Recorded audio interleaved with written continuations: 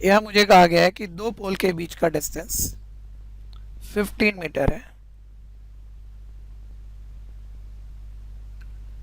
मैं अज्यूम कर लेता हूं कि ए बी यहां पर फर्स्ट पोल है। फर्स्ट पोल को हमने यहां ए बी बोला है और यहां मैं सी डी को सेकेंड पोल बोल देता हूं। सेकेंड पोल को हम यहां सी डी बोल देते हैं। तो आंसर 18। मुझे कहा गया the horizontal distance between two pole is 15 metre. इन दो पोल के बीच का हॉरिजॉन्टल डिस्टेंस जो कि बी डी है, ये मुझे यहां पर 15 मीटर दिया हुआ है। तो हम यहां लिख सकते हैं हॉरिजॉन्टल डिस्टेंस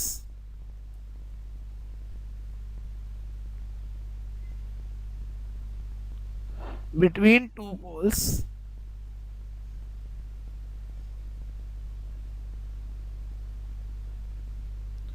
be 15 मीटर। फिर मुझे कहा गया the angle of depression of the top of first pole as seen from the top of the second pole is 30। अब जानते हैं height and distance application of trigonometry में ड्रॉ सबसे खास रहता है और ड्रॉ लैंग्वेज डिपेंडेंट होता है। तो यह कहा गया है the angle of depression of top of first pole. First pole के टॉप को देखा गया है यहाँ पर। सोचिए फर्स्ट पोल आपके पास यहाँ ए बी है, उसका टॉप ए है, उसको देखा गया है। सोचिए कहाँ से देखा गया? From the top of second pole. Second pole के टॉप सी से फर्स्ट पोल के टॉप को मुझे बोला गया डिप्रेशन देखा गया है। तो डिप्रेशन का मतलब नीचे देखा गया है। यहाँ से अगर मैं सी पॉइंट से विजन लाइन बनाऊं तो सी से विजन लाइन इस तरह से बनती है और सी से विजन लाइन से हमने डिप्रेशन सेकेंड पोल के टॉप से फर्स्ट पोल के टॉप को देखा है। यानी विजन लाइन से हमने 30 डिग्री डिप्रेशन अगर देखा है तो सी से फर्स्ट पोल के टॉप ए को 30 डिग्री नीचे की तरफ देखने पर हमें फर्स्ट पोल का टॉप दिखता है। यहाँ पर मैं ए पॉइंट से एक बेस लाइन बना देता हूँ। अब मुझे कहा गया अगर सेकेंड पोल की हाइट 24 मीटर है तो मुझे फर्स्ट पोल की हाइट निकालनी है। अगर सेकेंड पोल का हाइट हमें यहाँ पर 24 मीटर गिवन है तो हमें फर्स्ट पोल की हाइट यहाँ फाइंड आउट करनी है। कैसे होगा? अब जानते हैं पहले कि पैरेलल लाइन के बीच जेड फॉर्म करने वाले एंगल ऑल्टरनेट एंगल होते हैं।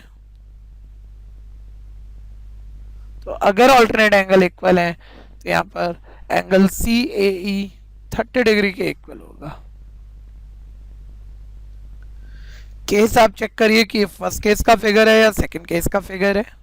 पहले तो मैंने कहा था हाइट एंड डिस्टेंस में जो भी फिगर आपका बने आप उसमें अपोजिट पार्ट जरूर इक्वल लिख लिया करें अगर रेक्टेंगल फॉर्म होता है तो देखिए यहाँ ए बी डी एक रेक्टेंगल है। जिस रेक्टेंगल में बी डी 15 है तो उसके अपोजिट ए साइड भी 15 मीटर होगा। अब किसी भी हाइट एंड डिस्टेंस के क्वेश्चन में हमें पहले वर्किंग सोचना होता है। राइट एंगल ट्रायंगल ए सी को सोचिए। इस राइट एंगल ट्रायंगल में बेस आपके पास है, थीटा आपके पास है, दो इंफॉर्मेशन आपके पास है। इसे हम फर्स्ट केस का क्वेश्चन कहते हैं। दो इंफॉर्मेशन होने पर आप सी निकाल सकते हैं। जब भी आपके पास सी आ जाए तो टोटल हाइट 24 में से आप सी माइनस करेंगे तो ईडी आ जाएगा। ईडी आने पर रेक्टेंगल के अपोजिट साइड इक्वल है, ईडी और ए बी इक्वल है तो आप ए बी बोल पाएंगे कि क्या हो। तो मैं इस वर्किंग के अकॉर्डिंग इस क्वेश्चन का आंसर शुरू कर देता हूं। मैं यहाँ पहले राइट एंगल ट्रायंगल सी ई ए में वर्क कर रहा हूं।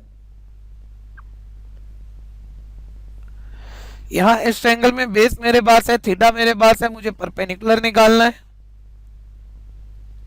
तो परपेंडिकुलर निकालना है, ऊपर रखते हैं, रिक्वायर्ड साइड ऊपर रखते हैं। बेस मेरे पास इस ट्रायंगल में है, गिवन है, नीचे रखते हैं। रिक्वायर्ड अपॉन गिवन यानी परपेंडिकुलर अपॉन बेस, ये फॉर्मूला आपका बनता है tan थीटा। परपेंडिकुलर उस ट्रायंगल में ध्यान दीजिएगा सी है,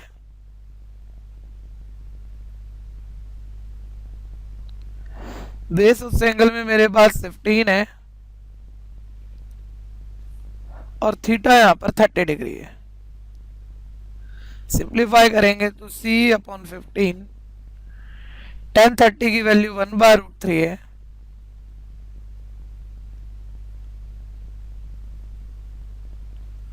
तो क्रॉस मल्टीप्लाई करने पे आपके पास सी 15/√3 आ जाएगा। डिनोमिनेटर में रूट वाला टर्म है तो इसे रैशनलाइज करके हम सिंप्लीफाई कर लेते हैं।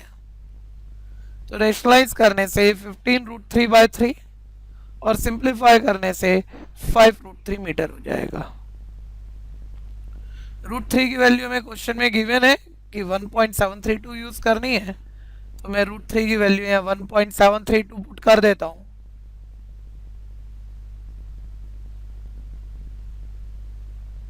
तो मल्टीप्लाई करके 8.660 मीटर आ जाता है। तो ध्यान दीजिएगा सी मेरे पास 8.660 मीटर है। फिगर में सोचिए सी अगर आपके पास 8.66 मीटर है तो आप सी डी में से सी माइनस करेंगे तो आपके पास यहाँ पर ईडी बैलेंस हो जाएगा। तो मैं यहाँ ईडी निकाल लेता हूँ। ईडी मेरे पास सी डी माइनस ई यानी 24 माइनस 8.66 15.34 मीटर आ जाएगा। और रेक्टेंगल के अपोजिट साइड इक्वल है। अगर ईडी हमारे पास 15.34 मीटर है तो ईडी और एबी इक्वल होंगे, यानी आप यह कह सकते हैं हाइट ऑफ फर्स्ट पोल जो कि एबी है ईडी के इक्वल होगा, क्योंकि रेक्टेंगल के अपोजिट साइड इक्वल होते हैं। और यहां इस पोल की हाइट 15.34 मीटर होगा, जो कि इस क्वेश्चन का आंसर है।